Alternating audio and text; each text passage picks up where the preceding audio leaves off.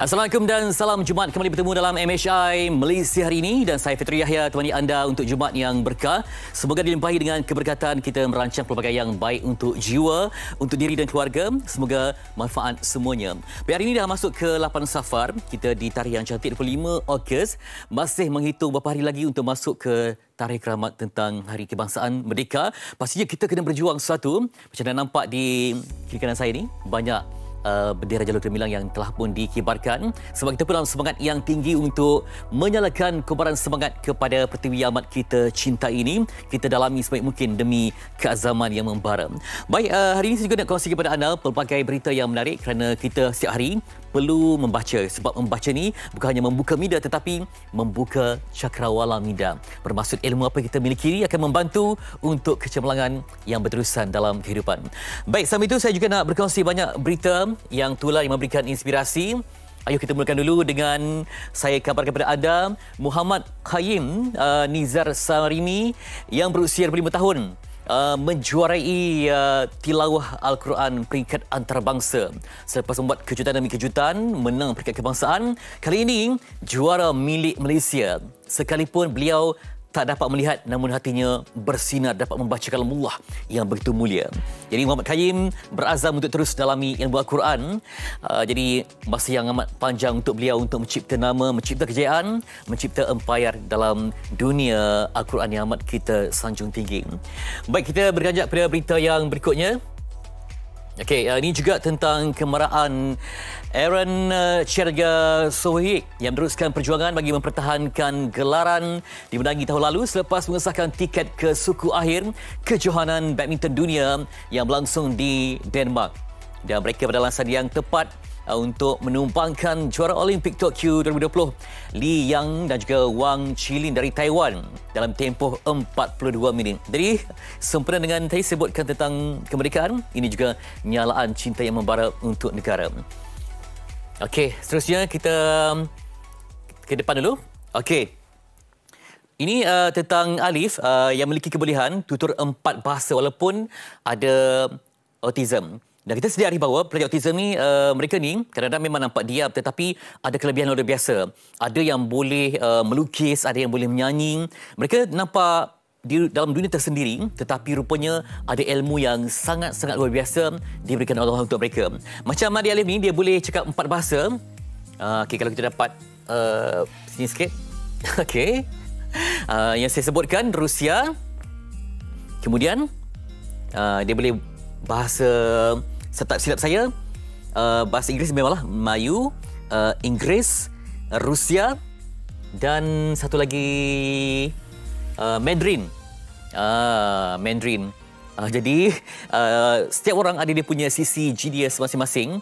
Ada yang boleh bersukan, ada yang boleh cipta nota-nota yang orang lain tak boleh buat, ada yang hebat matematik dan juga ada yang boleh menguasai bidang-bidang yang sebenarnya bakat dalam bidang bahasa. Jadi kalau kita pupuk dah dia ada, mungkin ada sisi intelijen tu, mungkin dapat dihantar ke tempat-tempat yang terbaik, mungkin dia dapat kuasai sampai 10 bahasa dan dapat menjadi interpreter yang disegani dunia. Siapa tahu kan? Jadi tentang kisah adik Alif. Dan kita bersebut tentang bahasa tadi, ada bahasa yang tak bersuara, yang tak dapat kita dengar, tak dapat mungkin kita rasakan getarannya, tapi ada juga tanggungjawab pendakwah yang boleh perlu sampaikan ilmu itu melalui golongan yang sedasib, melalui bahasa isyarat. Pendakwah jadi pekak sejak usia 8 tahun, tekad untuk sebar ajaran Islam kepada insan yang senasib. Sebab kalau kita perhatikan memang ada beberapa pusat seperti pusat pertuturan Q yang mana kalau kita masuk ke kelas tu memang tak dengar apa sebab semuanya tak boleh bercakap, tetapi mereka dibantu dengan alat pendengaran, dengan teknologi, guru yang bimbing. Jadi kita dengar macam tak ada bunyi pun, sama-sama saja rupanya mereka sedang membaca Al-Quran. Yang kita nampak mereka ni macam diam, rupanya sedang mengaji. Kerana halangan sebegitu bukanlah untuk mereka berhenti tetapi untuk terus mengurniakan sesebuah kejayaan dalam hidup mereka. Okey.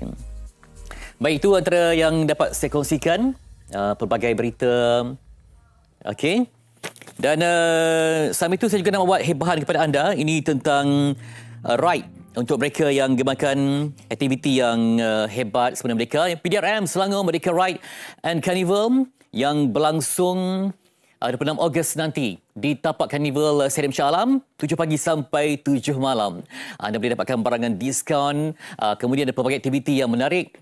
Okey. Kemudian kalaulah kita ada kompaun, diskaun untuk kompaun tidak ditawarkanlah. Ada ditawarkan tapi yang kes kemalangan ke saman yang berikutnya tak adalah. Yang lain tu boleh dapat saman pengurangan saman sehingga 50% untuk saman yang terpilih saja. Jadi anda dapat sertai aktiviti yang cergas, dapat kita jimatkan wang bila kita bayar saman pada jumlah tertentu dan dapat interaksi berkeluarga sempena dengan cuti sekolah yang bermula hari inilah.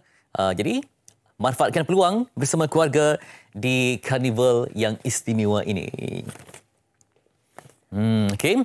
Dan kita beralih ke laporan cuaca. Di Kuala Lumpur nampaknya cerah tetapi di Kuching hujan. Kalau perhatikan daripada 9 sampai 10 memang hujan.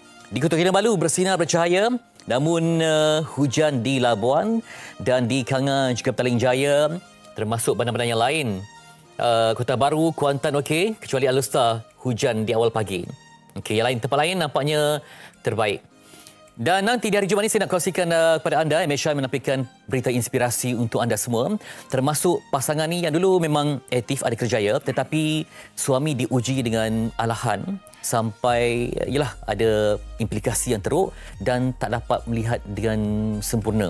Dan untuk memahami lebih lanjut tentang cinta perjuangan ini, kita saksikan rangkuman ini yang mencetuskan inspirasi bahawa apa yang terjadi kalau tetap sempurna. Saksikan.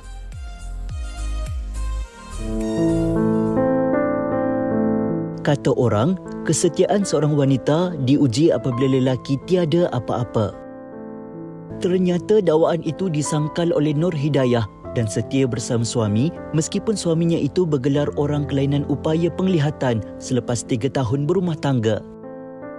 Wanita berusia 35 tahun ini cekal menjaga Hamdan Hashim yang menghidapi Steven Johnson Syndrome akibat alahan terhadap ubat titis mata yang mengandungi antibiotik. Mengimbas kembali detik hitam yang menimpa lelaki berusia 36 tahun ini, dia hanya mengalami sakit mata sebelum pergi mendapatkan rawatan di klinik berdekatan. Hamdan bersyukur suri hatinya sanggup berkorban masa antara kerjaya sebagai perancang majlis serta kesibukan menguruskan kerja rumah. Meskipun kini dia tidak lagi mampu melihat dengan sempurna, Hamdan dan Hidayah redha dengan takdir yang menimpa dan percaya setiap yang berlaku pasti ada hikmah. Seperti kata Rumi, cinta boleh menukar penjara menjadi istana, lautan debu menjadi lautan asmara. Itulah dia kehebatan cinta dan setia seorang isteri untuk suami yang tekad untuk bertahan kerana apapun yang terjadi, tetap dengan janji setia untuk ikhlas selamanya. Kita bersama dengan Nur Hidayah Hassan dan suami tercinta Hamdan Hashim berkongsi di sebalik perjuangan dia, inspirasi walaupun yang terjadi diuji sampai hilang upaya untuk melihat namun tetap rasa cinta yang mendalam. Assalamualaikum kepada Hidayah dan juga Hamdan. Waalaikumsalam. Itu dia, saya nampak tadi ketika kita berbual sebelum siaran nampak memang jelas ya kebahagiaan itu. Jangan kita nak imbas kembali, saya nak tanya kepada Hidayah. Seorang isteri ni memang kita banyak cerita yang menyebut tentang isteri ni yang bertahan apapun terjadi tetap setia bersama dengan suami. Macam mana pada peringkat awal Hidayah betul-betul ikhlaskan diri, redha, pasrah dengan apa yang terjadi kepada suami di saat diuji sebegini? Silakan Hidayah. Saya tak tahu nak cakap macam mana. Cumanya macam bagi saya itu tanggungjawab saya sebagai seorang isteri. Jadi kalau Hidayah nak macam nak sesuaikan diri tu macam mana peringkat awal? Kalau dulu suami boleh berdikari tapi bila dah diuji begini mungkin ada batasannya, keterbatasan. Pada awalnya macam saya tak adalah syok sangat untuk terima dalam peringkat awal sebabnya masa tu saya ni boleh drive sendiri. Saya dah kata tak adalah kata kalau melainkan kalau saya drive mungkin saya akan rasa macam terbeban sikit lah sebab saya nak kena urus dia kan. Tapi kena macam saya pun tak tahu macam kekuatan tu datang dengan sendiri. Okey. Sebab ialah mungkin kerana akarnya kuat, cinta yang mendalam. Baik, kepada Hamdan saya nak bertanya, kita kalau boleh kan bila diuji, kita kalau boleh nak cuba elakkan daripada duduk sendirian sebab kadang-kadang kita lemah juga ada bisikan yang pelik-pelik kan. Perlu sentiasa positif dan ada orang untuk bersembang dan berbual. Macam mana anda melihat isteri ni menjadi pendamping yang paling setia? Kadang-kadang kita ni nak meluahkan sesuatu, tambah-tambah lelaki ni dia jarang untuk bersuara kan berbanding dengan wanita. Macam mana perlu sentiasa kita positif dengan ujian ni supaya tidak ada bisikan-bisikan yang rasa kita ni bersalah, lemah dan sebagainya, Hamdan? Saya banyakkan tenangkan diri saya yang dulu. Dalam masa sama ke, banyak kesenangan ke saya. So, saya kuatkan semangat untuk berdiri. Alhamdulillah. Alhamdulillah sekarang saya semangat memang dekat. Walaupun nikmat mata saya tu, tapi dalam masa sama Allah bagi saya nikmat semangat yang luar biasa. Subhanallah. Baik, Hamdan, kalau kita tengok kepada gambar yang tularkan, memang ramai terkejut sebab nampak teruk betul kesannya kan. Jadi macam mana, boleh ceritakan sikit? Jadi sampai ke tahap yang sebegitu, mungkin ada penjelasan doktor yang diceritakan kepada Hamdan dan Hidayah, boleh dapat kongsikan? Maksudnya, soalan ni macam mana? Macam diagnosis doktor tu macam mana? Peringkat awal tu macam mana nampak kesan teruk tu? Mungkin tak terjangka kot jadi sampai macam tu, dia punya efek alahan tu. Yelah, macam masa kejadian tu pun memang kita pun tak pernah tengok pun benda tu jadi macam kata first time lah ada benda ni kan. First time tengok burn sebabkan ubat legit sampai macam tu. So pada awalnya dia cuma sakit mata je sebab dia kerja dekat satu kilang ni bahagian store. So masa tu dah pergi klinik lah. Masa tu sebab lekas sakit mata pergi klinik. Lepas tu daripada eye drop tu ada antibiotik. Itu yang membuatkan mata suami bengkak. Mata bengkak, bibir bengkak. Lepas tu bawa pergi hospital pula lah sebabkan allergic tu kan. Bila tiba hospital, dia dah naik keluar ruang-ruang merah tu dah macam chicken pox. So doktor sakit macam chicken pox. So doktor ada bagi lagi lah antibiotik lain. Amoxicillin tu. Lepas tu mungkin suami dah tak boleh terima ubat tu. Itu yang terus burn lah. Jadi berlaku perubahan ke masa tu Hamdan? Mula-mula nampak kabur ke lama-lama terus tak nampak? Macam mana dia punya? Dia terus masuk ICU lah. Masa kejadian tu memang saya tak sedar. Saya sedar saya dah seminggu dekat ICU kena ikat. Dah tak nampak apa dah. Tak nampak apa dah? Maksud saya tu saya sedar dalam masa seminggu tu saya tak nampak apa dah. Saya cuma dengar suara orang je. Adakah masa tu betul-betul panik ataupun memang ada juga mengharap okey lepas ni okeylah tu. Ni sekejap je. Masa tu saya anggap ni mungkin dalam 2 minit. Tapi selepas 2 minggu tak boleh je saya anggap bulan. Selepas 2 bulan saya tak anggap, saya kata ni 2 tahun ni. Sekarang Alhamdulillah 6 tahun tak nampak juga. Ini tahun yang ke? 6. Tahun yang ke-6. Itulah dia sebab kita tengok lihat kepada penceritaan tu tadi memanglah memerlukan kesabaran yang tinggi sebab dah biasa kerja, dah aktif semua kan.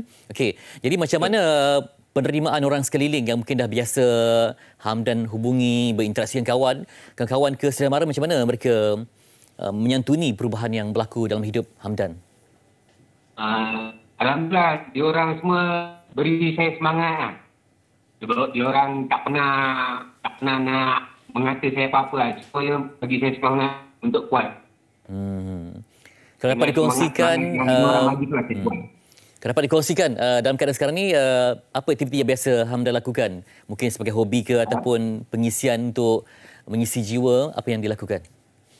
Saya sibuk kerja dengan mak mentua saya kat kedai makan. Dalam masa sama, saya dengan isteri memang sibuk menguruskan kucing. Itu sekarang hobi baru saya lah. Oh, hobi baru Baru saya, kucing. Oh, okey. Jadi mungkin banyak kot kucing yang dipelihara? Alhamdulillah ada ekor lah. Oh, okey. Sebagai pengisian kan, ada hobi supaya hidup ni terisi. Jadi ada tak nanti mungkin berhasrat nak tulis kisah hidup ke dalam buku ke? Siapa tahu kan? Impian yang tertangguh ke? Ada juga terfikir tapi nak tulis nak tulis pun tak nampak. Macam mana nak buat? Tak apa, suami bercakap, isteri tulis. Ya, nak apa bagi orang tahu kan, aktiviti ni banyak dengan passion kan. Okey. Jadi kalaulah diberi peluang kan, mungkin apa yang Hidayah nak pesankan kepada masyarakat yang menonton, sebab ini ujian yang besar, sebab biasa suami kita dapat melihat bersama, memandu bersama, tapi tiba-tiba kena beralih tanggungjawab tu. Yelah, aspek lain dia masih lagi boleh buat, tapi penglihatan tu diuji. Tapi macam mana Hidayah rasa kena sabar tu tak semua orang boleh pikul lah, Hidayah. Hidayah dapat kongsikan tak? Bagi saya satu ujian, dan saya rasa kalau siapa ada kat tempat saya mungkin akan buat benda sama, tapi mungkin semualah yang boleh buat apa yang saya buat. Cumanya mungkin saya dah cukup reda dengan apa yang Allah bagi kat saya ujian macam ni. Saya just follow the flow. Bagi saya kita nak cari kebahagiaan tu tak kisah pasangan kita tu dah sakit, walaupun pasangan kita tu dah tak sempurna macam dulu, kita teruskan je untuk apa kita nak cari yang sempurna tapi tak membahagiakan. Kalau betul, kita rasa dia sihat, kita boleh jaga dia sampai ayat-ayat dah inilah takdir hidup kita, kita teruskan je. Ya, sebab mungkin, dalam hidup ni tak ada apa yang kita nak cari selain kebahagiaan dalam rumah tangga kan. Sebab zaman sekarang pun kita dah macam-macam dengan cerita kan. Ya, betul. So saya rasa saya bahagia macam ni. Alhamdulillah. Jadi kepada Hamdan di hari Jumaat yang mulia ni, ada sesuatu nak ucapkan kepada isteri tercinta. Hamdan panggil Hidayah apa? Sayang ke? Baby ke? Sayang. Okay, ada ucapan tak untuk sayang? Silakan. Nak ucap, saya cuma boleh cakap dalam doa saya, syurga dekat dia. Subhanallah, amin. Ya Allah, hari Jumaat berkah. Moga-moga dimakbulkan, menjadi kekuatan untuk kalian berdua teruskan kehidupan ya. Semuanya indah, jadi moga-moga kekal bahagia sampai ke syurga yang diimpikan insya-Allah. Amin. Demikian perkongsian dengan Nur Hidayah dan juga Hamdan Hashim ya. Kita tengok tadi memang saya pun pertama kali tengok yang tular tu teruk ya, dengan kesan-kesan yang begitu. Tetapi mereka ni ada sisi yang positif ya. Tadi Hidayah disebutkan bahawa terjadi semula jadi. Kerana cinta tu dia sanggup lakukan apa saja. Sedar-sedar dah 6 tahun berlalu dan mereka kekal bahagia. Kita doakanlah yang terbaik untuk mereka dan semua yang diuji. Baik, lepas ni kita nak berkongsi satu perkara yang sangat penting di MHI tentang soal wang. Sebab ini tentang melibatkan anak-anak yang bekerja di bandar-bandar besar terutamanya. Mungkin gaji permulaan itu tidak banyak, tetapi mereka masih ada harapan untuk menyara ibu bapa. Jadi berapakah peruntukan yang sesuai untuk ibu bapa? Kalau ibu bapa tu bekerja tak apa, tapi ada juga ibu bapa yang harapkan anak-anak ini yang membantu, anak harapan untuk memberi nafkah, wang bulanan. Kadang-kadang anak ini rasa terbeban. Apa solusi yang terbaik dalam pengurusan kewangan yang sebegini? Bersama kami di MHI dalam Soal Wang seketika nanti.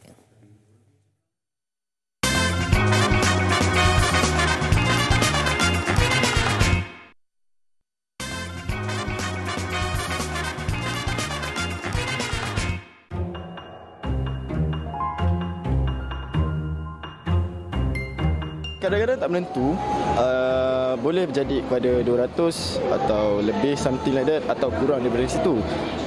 Mengikut kemampuan saya lah, orang kata, pada bulan tersebut. Bagi saya, jumlah itu bukan sekadar amount, tapi orang kata keikhlasan kita sebagai anak untuk membalas jasa ibu bapa kita. Saya bagilah parents saya sedikit dalam amount RM100 macam tu untuk setiap bulan. Ikut kemampuan saya lah pada ketika itu. Sebab saya ada 5 adik-beradik. So masing-masing contribute untuk 100 juga setiap bulan. So kalau 5 orang dah dapat 500 untuk parents kan, kedua-duanya kan. So 50, so 100 lah. Selalunya 100-200 lah. Tapi most of the time parents saya dia lebih berkemampuan sebab masih ada perniagaan yang diusahakan. Tapi saya willingly untuk bagi 100 atau 200 sebab untuk top up kepada adik-beradik yang masih bersekolah lagi.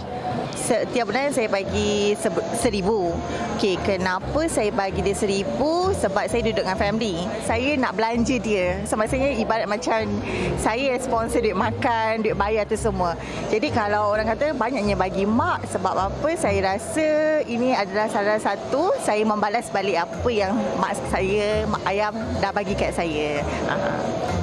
Ya, pandangan orang ramai mengenai belanja saku kepada ibu bapa mengikut pendapatan. Adakah wajib perlu kita bagi kepada ibu bapa kita? Ada orang yang memang telah pun tetapkan amount untuk diberikan kepada ibu bapa setiap bulan. Tapi bagaimana pula yang telah pun berkahwin?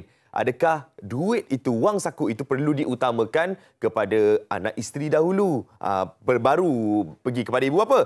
Okey, hari ini kita nak bincang lebih lanjut mengenai belanja saku kepada ibu bapa mengikut pendapatan bersama dengan saya, Haziq. Bersorangan pula sekarang, sebab tadi Fetri bersorangan, saya pun bersorangan. Tapi sebenarnya kita orang dalam satu studio yang sama. Masih ada 2 orang kat sini. Tapi sekarang saya tak seorang-seorang, saya bersama dengan tetamu kita, Profesor Madya Dr. Noradli Ridwan Shah Muhammad Dali, Timbalan Presiden Persatuan Kaki Tangan Akademik USIM, Fakulti Ekonomi dan Muamalat. Assalamualaikum, Doktor.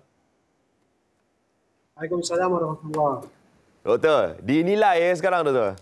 Ya, saya dinilai. Ya, Doktor. Hari ini kita punya topik adalah mengenai belanja saku kepada ibu bapa. Adakah memang duit saku itu perlu kita bagi mengikut kemampuan kita? Contoh, gaji kita RM1,500. Berapa persenkah harus diberikan kepada ibu bapa daripada jumlah gaji kita tu? Mungkin doktor boleh mulakan. Okey, macam ni ya. Dia kalau kita lihat, kita ada pendapatan dan kita pendapatan tu kita perlu salurkanlah kepada perbelanjaan kita lah.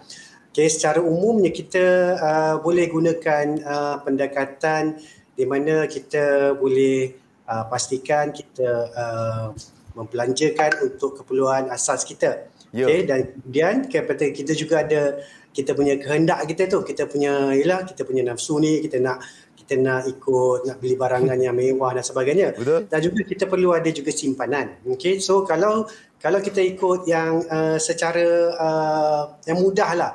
Okay, contohnya kita ambil dia punya bajet tu, kita ambil 50, 30, 20. Okay.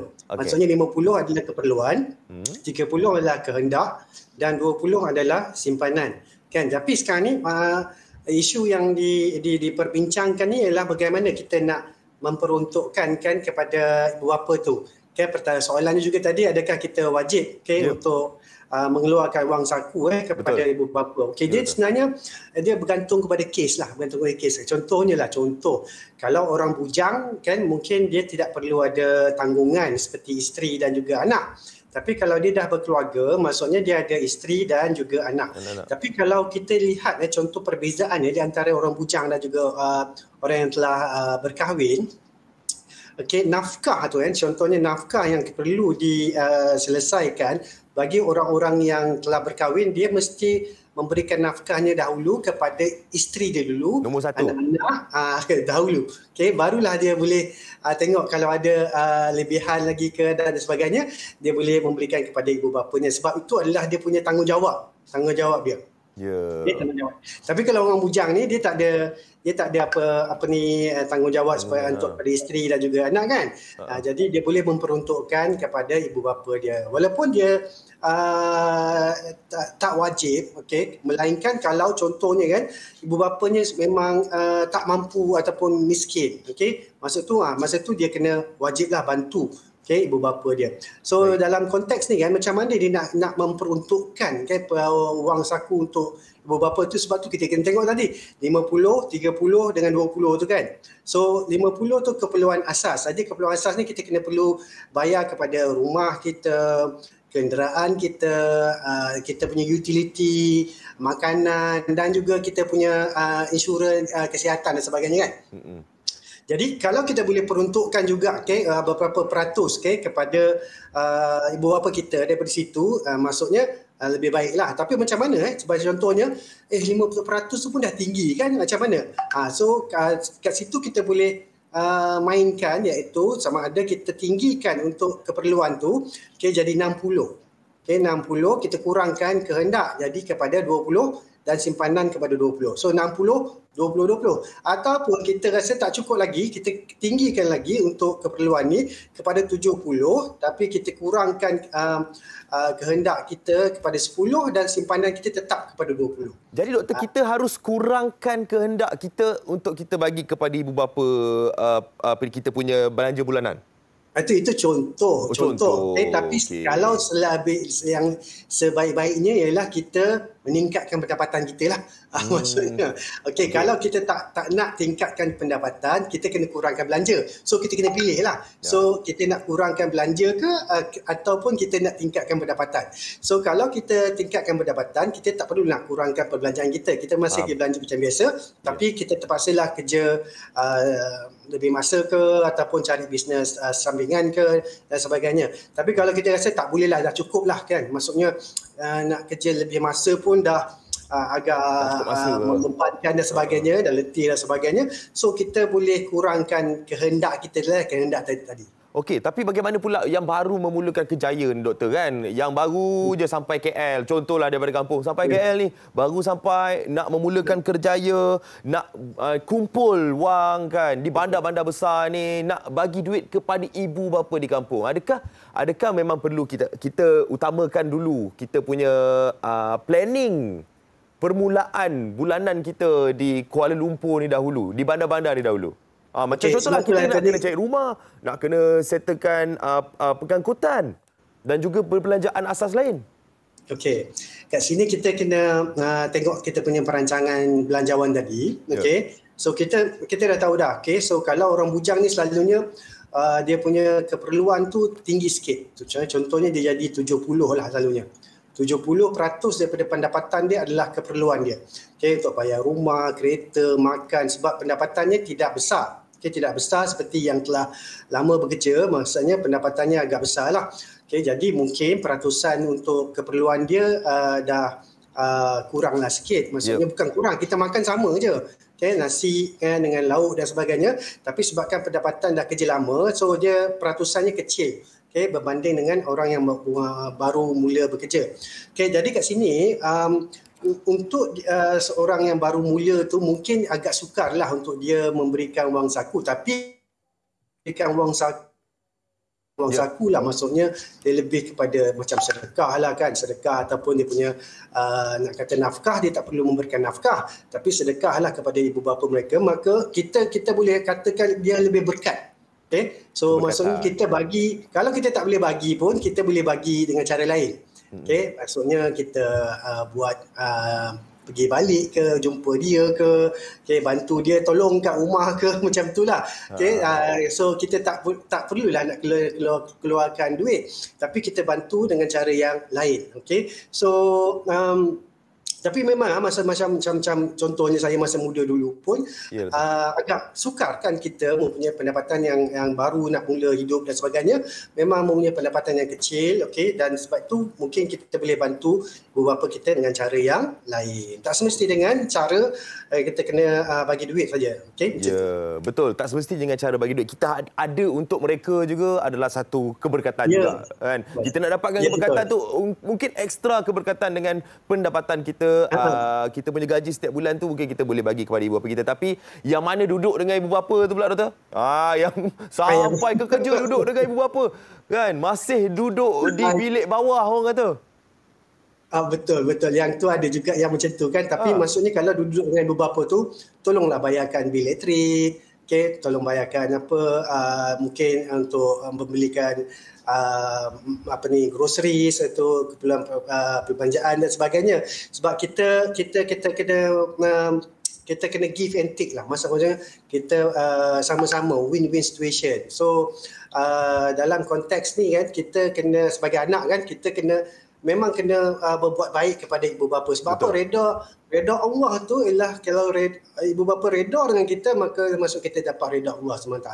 Jadi kalau sama jugalah, kalau kita buat tak baik pada ibu bapa, maka Allah akan murka dengan kita kan. Jadi maksudnya kan, kita kena buat, tapi tak semestinya kita kena buat baik tu apabila kita ada material sajalah. So kita kena cuba bantu kan. Kalau tak boleh bantu dengan material, bantulah ke rumah dan sebagainya. Janganlah kita duduk rumah tu tapi kita tak mengemas, tak apa kan, tak ni kan. So itu adalah satu perkara yang mungkin akan membuatkan ibu bapa kita pun rasa tak senang dengan kita. Betul. Itu adalah satu conclusion yang sangat padat dan juga sesuai dengan topik kita hari ini, iaitu belanja saku kepada ibu bapa mengikut pendapatan kita. Berapa tadi? 50?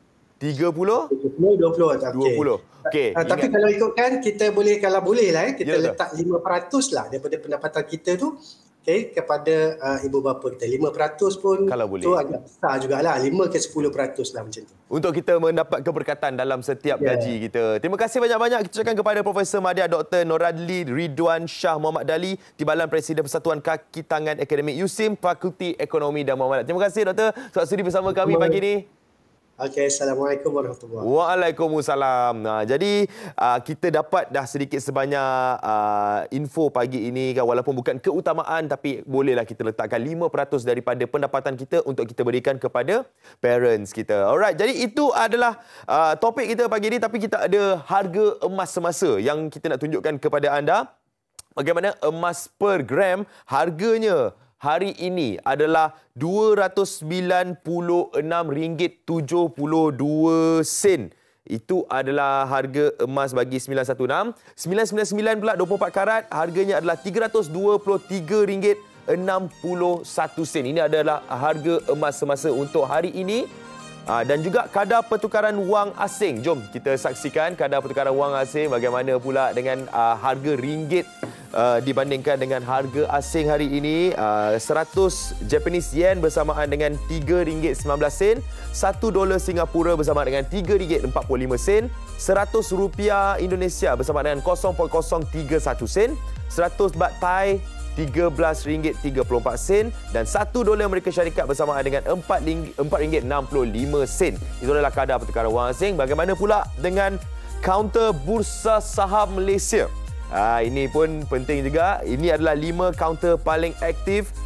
Dutch Ready Mill Industri Berhad, UNW Holdings, YTL, YTL Power dan juga Boosted. Itu adalah 5 kaunter paling aktif hari ini. Jadi itu adalah soal wang kita pada hari ini. Kita nak berehat seketika. Kembali selepas ini kita akan kembali bersama dengan Ahmad Fetri Yahya. Malaysia hari ini.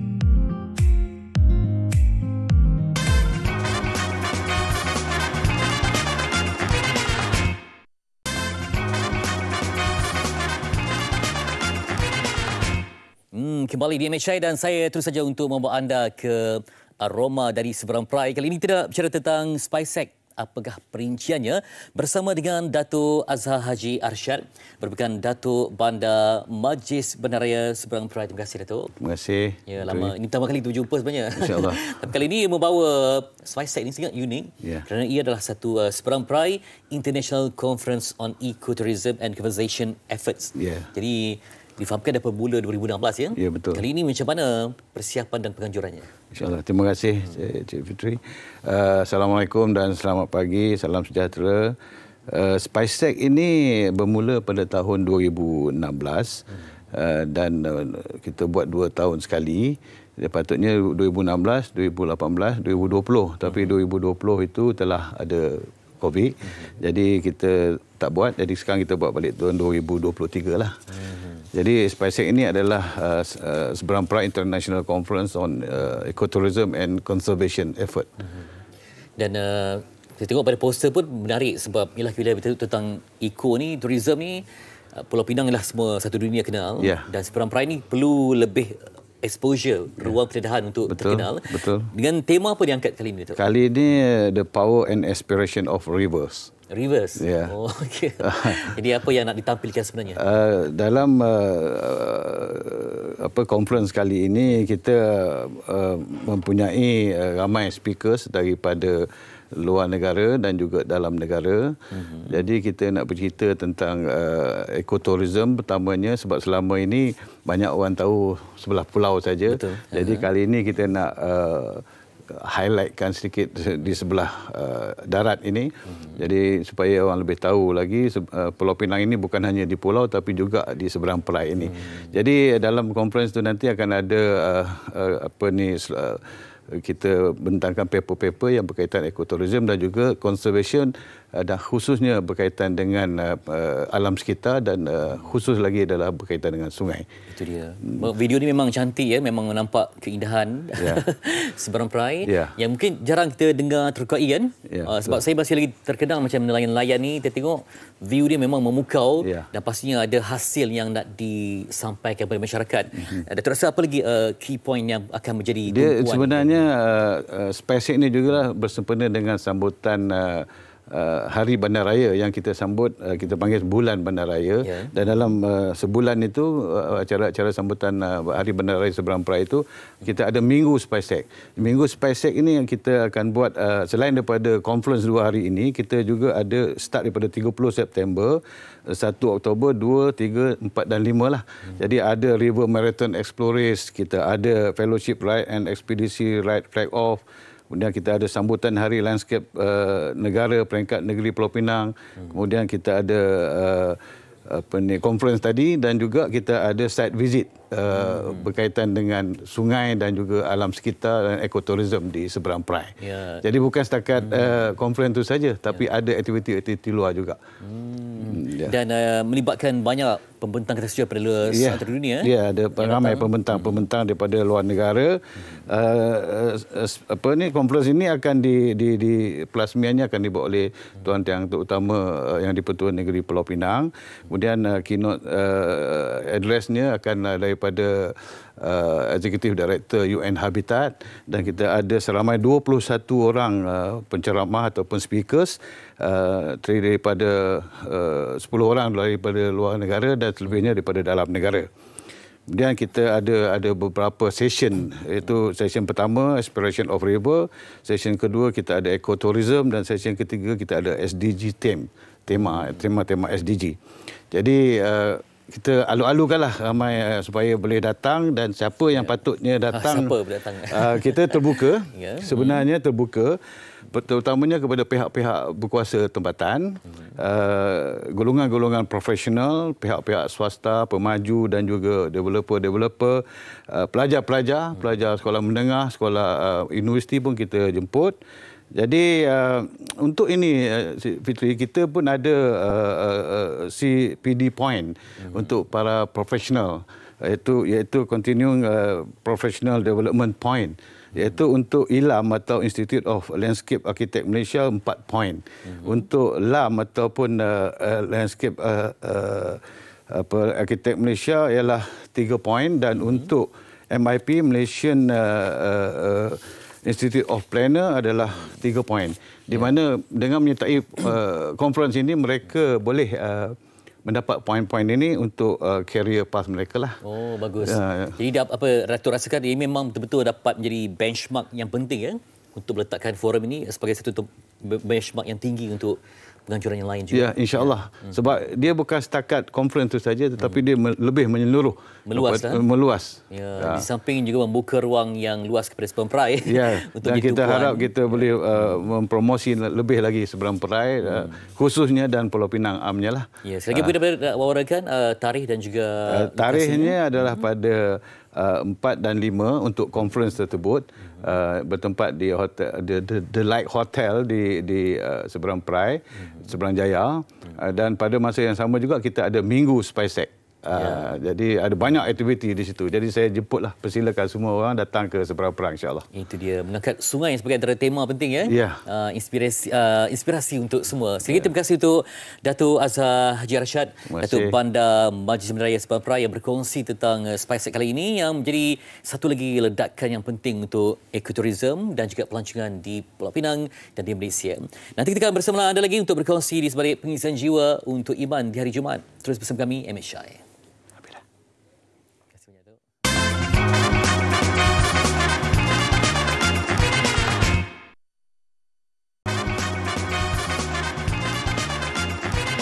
Kembali bersama Malaysia hari ini, dan hari ini adalah hari Jumaat. Kita kena cari peluang untuk kita sedekah, untuk kita berinfak. Jadi ini ada peluang untuk anda berinfak bersama dengan Masjid Kota Warisan Sepang Selangor. Jadi kita bersama dengan AJK Promosi Jawatankuasa Pembinaan Masjid Kota Warisan Sepang Selangor, iaitu Ustaz Abdul Muhaimin bin Datuk Syekh Roslan. Assalamualaikum Ustaz. Waalaikumsalam warahmatullahi. Ustaz, mungkin kita boleh ceritakan kepada penonton MHI dulu pagi ini, apakah status pelaksanaan projek pembangunan Masjid Kota Warisan Sepang sekarang ini, Ustaz? Baik, bismillahirrahmanirrahim. Assalamualaikum warahmatullahi taala wabarakatuh. Terima kasih kepada Tuan Haziq dan seluruh sidang penonton Malaysia hari ini yang dirahmati Allah. Alhamdulillah, takdir pagi ini telah menemukan kita bagi bersama-sama merealisasikan pembinaan Masjid Kota Warisan yang bakal menjadi masjid pertama di Kota Warisan. Bayangkan selama 20 tahun tiada masjid bagi keperluan pengimarahan masyarakat Islam di situ. Dan usaha ini tercetus setelah jumlah kependudukan di Kota Warisan hari ini seramai 32,000 orang dan jangkaan populasi akan meningkat ke 100,000 menjelang 2030 dan 90% masyarakatnya beragama Islam. Bayangkan betapa gersang dan dahaganya penduduk Kota Warisan dengan aktiviti pengimarahan, aktiviti kerohanian serta syiar-syiar Islam. Oleh sebab itu, penting untuk sama-sama kita membantu merealisasikan pembinaan Masjid Kota Warisan yang akan dibina di atas tanah seluas 3.03 ekar. Dan masjid ini juga bakal mempunyai kawasan yang mampu menampung 3,000 orang jemaah pada satu masa, dewan serbaguna dan deretan kelas-kelas kafa untuk 1,300 orang pelajar. Hari ini dengan penduduk berjumlah 32,000, Kota Warisan hanya mempunyai 2 buah surau Jumaat dan deretan rumah kedai untuk sekolah kafa. InsyaAllah, dengan pembinaan Masjid Kota Warisan ini, ia mampu menampung keperluan masyarakat di samping kedudukannya yang strategik antara Putrajaya KLIA dan Highway Shah Alam Seremban. Manfaatnya bukan sahaja untuk penduduk Kota Warisan tetapi lebih ramai lagi di kalangan orang Islam yang lain. Dan sudah pastinya Ustaz, kalau kita nak mengumpul dana kan, jadi pasti ada strategi. Dan apa pelaksanaan untuk meningkatkan kutipan dana, Ustaz? InsyaAllah. Kutipan terkini berjumlah 4.7 juta. Dan kos untuk membina masjid ini adalah RM25 juta. Dan kita menyasarkan untuk mencapai target ini pada 2025 sebenarnya. Dan pihak kami juga telah mendapatkan kelulusan JAIS, MAIS, Perbadanan Wakaf Selangor serta pengecualian cukai daripada LHDN. Oleh itu, kecil tapak tangan nyiru kami tadahkan daripada individu-individu yang budiman, korporat-korporat yang dermawan bagi memasukkan kegembiraan pada hati masyarakat Kota Warisan dengan kejayaan pembinaan masjid ini. Bahkan kata Nabi SAW, wa ahabbul a'mali ila Allah sururun yudkhiluhu 'alal muslim. Amalan yang paling dicintai oleh Allah SWT adalah kegembiraan yang dimasukkan kepada orang Islam. Seperti yang saya sebutkan tadi, masyarakat Kota Warisan yang semakin ramai dan surau Jumaat yang tidak dapat menampung, tiba-tiba tuan-tuan dan perempuan datang membantu, ini wakaf saya. Ini sedekah saya untuk pembinaan masjid. Bayangkan betapa gembira dan besarnya hati penduduk Kota Warisan. Tambahan pula kata Nabi SAW, wa habul biladi ilallah masajiduha. Sebaik-baik tempat di sisi Allah adalah masjid-masjidnya. Oleh itu ada 4 kaedah menyumbang yang mudah. Yang pertama, transfer online pada nombor akaun yang tertera di kaca TV. Yang kedua, kita juga ada scan QR code yang lebih praktikal. Yang ketiga, kita juga menerima cek dan bank draft. Dan yang keempat, kita mengalu-alukan kedatangan para penonton untuk hadir ke pejabat pengurusan Masjid Kota Warisan berhadapan di Surau Al-Hijrah Kota Warisan. Dan yang kelima, boleh menghubungi nombor-nombor yang tertera bagi mendapat maklumat lanjut berkenaan dengan pembinaan masjid.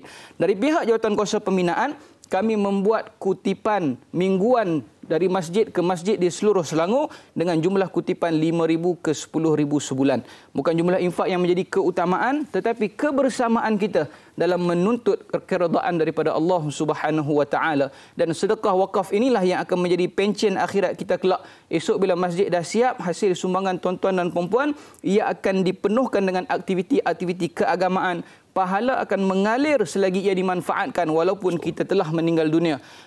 Sepatutnya bila dah meninggal dunia tutup buku. Tapi bila ada sedekah dan wakaf, pahala tetap berjalan. Ya, tapi Ustaz, mungkin orang nak tahu jugalah kebaikan kita berinfak dan juga bersedekah ni Ustaz. Macam Ustaz cakap tadi, pahala terus berjalan. Ya. Kan? Ada yang saya baca tu 4 perkara yang lepas kita meninggal dunia akan berterusan. Ya. Apa dia tu? Baik. Nabi SAW menyebut, "Idza mata ibnu Adam inqata'a 'amaluhu ila min thalas." Ya. Apabila matinya anak Adam itu, akan terputus semua amalan kecuali 3 perkara. Antaranya sedekah jariah.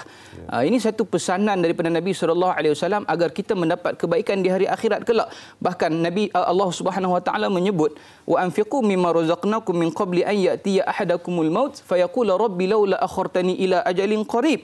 Dan infaklah sebahagian harta kamu sebelum kamu mati, kerana di akhir hayat kamu nanti kamu akan merayu kepada Allah. Fayaqula rabbi laula akhartani ila ajalin qarib. Ya Allah, kalau boleh tunda sikit, delay sikit tarikh ajal ni. Sebab apa? Fa asaddaqa wa akum minas salihin. Nescaya aku akan bersedekah dan menjadi orang yang soleh. Kenapa bersedekah? Bukan qiyamul lail, bukan haji dan umrah kita minta kepada Allah. Kerana bersedekah itu ada pahala yang berganda-ganda dijanjikan oleh Allah Subhanahu wa taala. Mathalul ladzina yunfiquna amwalahum fi sabilillah kamathali habatin ambatat sab'a sanabila fi kulli sumulatin mi'atu habbah wallahu yudha'afu liman yasha. Allah kata bersedekah ini umpama satu benih yang ditanam. Kemudian benih tersebut menumbuhkan 7 dahan. Setiap dahan mengeluarkan 100 benih hingga bercambah-cambah ia. Maka begitulah keajaiban sedekah. Walau diberikan masa 5 minit, 10 minit untuk dihidupkan kembali. Asalkan kita boleh bersedekah. Masya Allah. Sedikit kita dengar nasihat daripada Ustaz tu dah dapat dah bunganya apabila kita bersedekah. Terima kasih banyak. Kita cakap kepada Ustaz Abdul Muhaimin bin Datuk Syekh Ruslan, iaitu AJK Promosi Jawatan Kuasa Pembinaan Masjid Kota Warisan Sepang, Selangor. Semoga dengan pemberian kita mendapat lebih keberkatan dalam apa pendapatan kita bulanan. Terima kasih banyak Ustaz. Sama, terima kasih bersama dengan kami. Alright, jadi kita nak bersama dengan Ahmad Fetri Yahya sekarang ini yang katanya nak tengok apa yang viral dan trending dekat dalam surat khabar kita hari ini. Marilah bersama. Nak ajak. Okey, boleh. Okey. Di ujung-ujung baru dapat bersama. Baru dapat berdua hari ini. Rasa macam rindu. Ada di Kos ni lah. Kita tengok ada yang buat duit dengan buru hantu. Buru hantu paranormal lah ni. Pencipta kandungan mampu raih pendapatan 4 angka seminggu buat secara langsung di lokasi seram. Ya. Tapi kita harapkan supaya menjaga keselamatan dan apa-apa yang perlu untuk kebaikan bersamalah. Alright, jadi ada satu lagi di depan muka hadapan Metro di Metro ada dakwah tanpa suara, ajar ilmu agama guna bahasa isyarat. Ini kita dah cerita tadi kan. Dan ada satu lagi dalam BH ada banyak sebenarnya cerita-cerita. Ini Arab Saudi perkenal visa ketibaan baharu umrah dan skim bolehkan jemaah pelawat tinggal di Tanah Suci lebih 90 hari tau. Itu adalah berita jadi terbaru. sekali anda mohon visa tu dia boleh datang banyak kali lah selagi cukup. Dalam masa 90 hari tu. So tak payah nak ulang-ulang apply lah. Tak senang payah. je sekarang. Ni yang selalu pergi umrah ni. Senang setahun 3-4 kali. Senang sekarang dipermudahkan kan. InsyaAllah. InsyaAllah. Okay, so ada lagi berita-berita yang kita nak tengok dalam akhbar? Itulah dia. Banyak hari ni tentang pelaburan. Banyak pelaburan di samping ada penetapan tarikh tertentu untuk pilihan raya kecil yang berlangsung dalam Malaysia. Maksudnya PRN dah selesai tetapi masih ada lagi pilihan raya kecil untuk kita nantikan. Ya, okey, ini saya nak share sikit mengenai undian ACL. Di mana sukan JDT telah pun diundi bersama dengan kumpulan daripada Korea, juara Korea, Liga Korea dan juga naib juara Liga Jepun.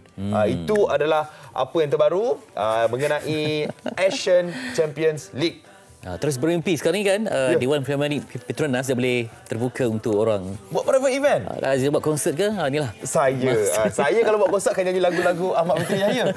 Lagu dia dah ada 30 lagu dia. Lebih 30 lagu. Alright, jadi jangan lupa untuk terus bersama kami esok dengan tajuknya Kesan Kartun. Esok Sabtu. Besok Sabtu lah. Besok Sabtu jangan silap besok Sabtu. Isnin nanti Kesan Kartun kepada kanak-kanak. Ya, minggu depan terus jumpa kami. Kita jaga diri dan raikan Jumaat. Jaga mata, jaga hati. Assalamualaikum.